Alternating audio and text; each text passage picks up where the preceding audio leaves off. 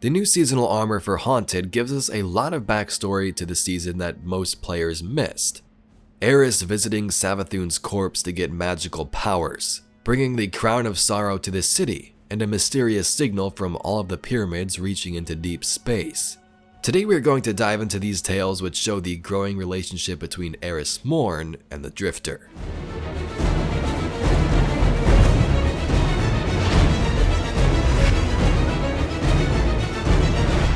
Throughout the last couple of years, Eris and the Drifter have actually become quite close. From Beyond Light to the Prophecy Dungeon. Rat, What's up, Three Eyes? what do you seek here in this oubliette of the Nine? For the last time, I'm just helping the Vanguard out on a consultation basis. To now in Season of the Haunted, the two working together, forming a bond and performing darkness experiments.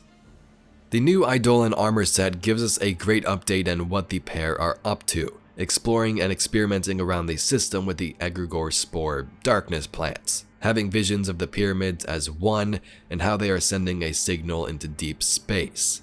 The tale begins with the helmet where Eris visits Savathûn's corpse.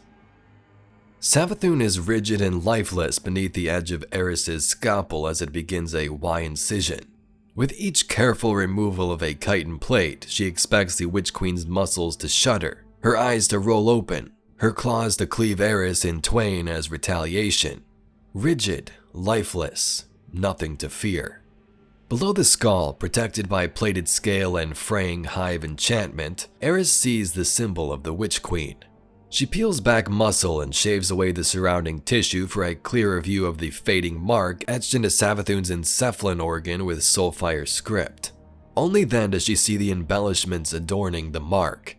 They bring to mind the runic symbols carved into the Crown of Sorrow.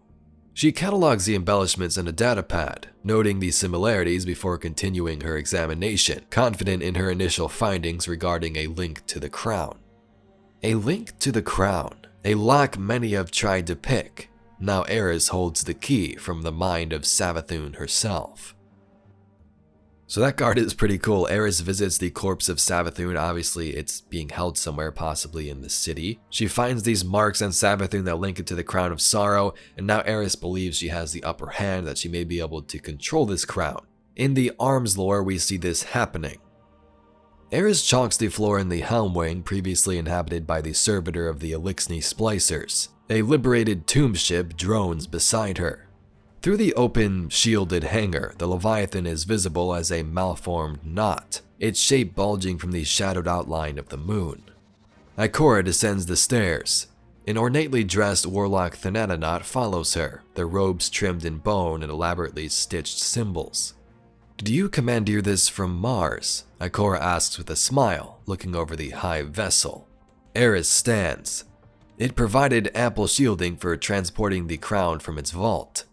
"It's here now?" the Thanatonaut asks, breaking his stride at the bottom of the stairs. "Worry not, the H.E.L.M will disembark from the city to ensure the crown is contained," Eris answers. "Keep that tomb ship docked here in case we need to jettison the crown. Last thing I need is a rookie shooting you down in it." Ikora steps past the Thanatonaut with a reassuring nod. "Tell us what you're thinking next, Eris." Eris gestures toward the open bay door. "The Leviathan is at our doorstep. Even if we unravel Callus's plan, the ship itself still possesses a threat simply by its size. Callus does not require paracausal power to cause an extinction-level event. Callus's interest appears to be focused solely on the pyramid," Ikora interjects. "Should that change, Zavala assures me that Kaido's fleet will provide ample dissuasive firepower." Eris nods in rhythm with Ikora's well-reasoned words. "I trust that to be true. However, whatever connection Callus has established is drawing nightmares and phantoms alike to the Leviathan. He is able to exert influence over them, but I believe we can disrupt this connection." She points to the Thanatonaut. "You," she says and motions toward 3 chalk spots in the floor. "Here, here, and here. We will require death anchors to tether the ritual. Hold your mind on the brink for as long as you can, and I will craft the sigils required to contain the crown. Then, we will need volunteers." So this card is pretty self-explanatory. Eris brings the Crown of Sorrow aboard the H.E.L.M, and also a hive ship next to it which we see in case things go south. We'll put the crown on there and get it the heck out of here. The plan is also to bring the H.E.L.M up into space as we see, so the crown can't corrupt what's going on in the city, even further. In the chess piece, the Drifter has these Egregore spores, and Eris asks some questions about them, like where he got them. You've had this for years and never thought to mention it? Eris runs her fingers over the grime-clouded containment glass, housing a large growth of Egregore within the Drifter's derelict. Wasn't hiding it. Drifter rolls Eris's Ahamkara bone over his knuckles. Ain't nobody ever asked. Hell, you've walked by it before, Moondust. What wonders you must have buried in this heap, Eris muses. The emerald shine of her eyes dart back and forth behind the thin cloth. I could, Drifter saunters up beside her, give you the tour. We haven't the time. Tell me, what have you learned from this Egregore sample? Drifter wrinkles his face and looks up to the massive, contained growth. Eris massages annoyance from her brow. She sees the playful coyness in his eyes, the hidden information he holds as bargain for some trade. Do you at least remember where you found it? Sister, you don't want to know. Eris locks her eyes on the Drifter's face. He staggers back awkwardly and shrugs. I see little nothing in the middle of nowhere. Doesn't have a name, and you don't want to go there alone. But you can take me? Eris tests his defenses. Drifter brushes off the mottled fur of his shoulder guards and leans against a poorly fastened railing. Only if we take your jump ship, and I drive. Eris sighs and pushes through him. No. Drifter springs after her. So that's it? You're leaving? You're being evasive, rat. Eris plucks her Ahamkara bone from his hands and stows it beneath her cloak. Contact me when you're willing to speak plainly. Drifter calls after her, hands outstretched. You don't want to stay for dinner? Eris halts, considering what disgusting amalgamation of refuse would constitute a meal here. She glances over her shoulder, one last attempt to extract information. It is strange. When Savathûn drew Mars back into our space, it was free of the Egregore, but the Glycon and Leviathan both returned rampant with fungal growth. Why? She asks. He gives in. You know, it sings if you burn it just right. Drifter thumbs behind him. Subsonic, resonates in a funny way with pyramid tech. Is that so? You don't trust me? So there we get some answers about the Egregore spores in the Drifter ship. We've seen them many seasons ago, many years ago, and it appears he did get those on that icy planet he was on. And also if you ignite or burn them, you can use it to interact with pyramid tech. Next in the boots, the two head to Europa to interact with the Ziggurat with this information. We also get a little update on Elsie's fish, which I made another video on, you can check that out here, but let's dive into this card. Elsie is not at the camp and beyond, perhaps another time, but Eris emerges from Transmat to see the Drifter alone, interrogating Elsie's strange, floating companion. Well, what are you? Drifter points at the thing with distrust. Leave it be, the Ziggurat awaits our experiment, Eris says, saddling a mostly materialized sparrow and blasting off into the snow across the frozen European flats. And don't touch my stuff. She hears Drifter shout at the thing as he follows after her. Frigid sleet stings Eris's face red atop the Ziggurat. It is a welcome sensation compared to the prickling numbness that sticks her fingers. She grips a harvested stalk of the Egregore fungus tightly in one gloved hand. In the other, a hot flare disgorges plumes of jade smoke. She lights the stalk at both ends according to the Drifter's instruction. Ashing spores furl into dense clouds that envelop her body, obscuring her sight in soot-black shroud until it blocks out all else. Faint whispers, a choral swell through turbulent winds, tone that forms words across the surface of her mind. You hear it? The Drifter asks, his voice a whisper outside her awareness. The Ziggurat resonates like a tuning fork. The vibrations themselves take shape within the smoke, and Eris is drawn towards somewhere distant and empty. She follows, and the smoke swirls with points of color like stars, separated by lonely rifts of black expanse. Echoes radiate from the black deep like graviton ripples through space. They wash distortion over the stars until breaking against 4 other points, 2 greater, 2 weaker, ghostly strands of incorporeal egregore between them. She then sees the pyramids of Europa, Luna, and Savathûn's throne world as one, their structures melded and overlapping, the connections cauterize in her mind like a vivid memory. Eris blinks and the sensation is gone. The stalk is ash in her hand. And lastly, we have the cloak, which talks about the pyramids aligning and sending a weird signal. You want to go where? Drifter's jump ship idles roughly behind him, the engine misfiring and clattering loudly as if ready to explode. Eris's ship purrs next to it in contrast. There is a connection between the points of darkness, signals passing back and forth to something beyond. Eris steps closer so her voice carries over the engine noise. The other pyramids may provide more context. The drifter clicks his tongue and raises an eyebrow. Sounds a mite dangerous with Big Daddy Callus parking right over the moon. Seems off limits. Yes, but the Guardian leads raiding parties into Ralk's pyramid in Savathûn's throne world. We will use that as a distraction. And with that, Eris shoulders through him and trudges to her ship.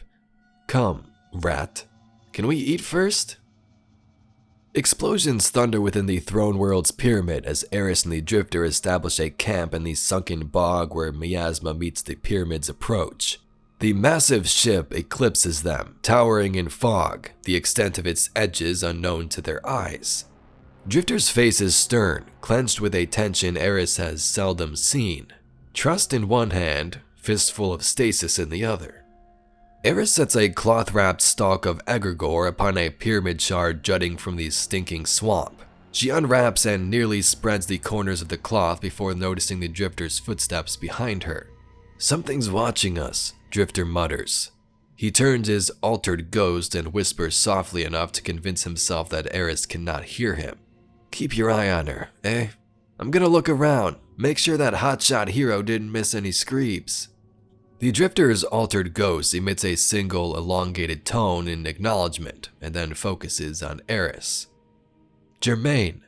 He stops. Eris knows his concern bellies a nobility that he often attempts to suppress in favor of the persona of the drifter.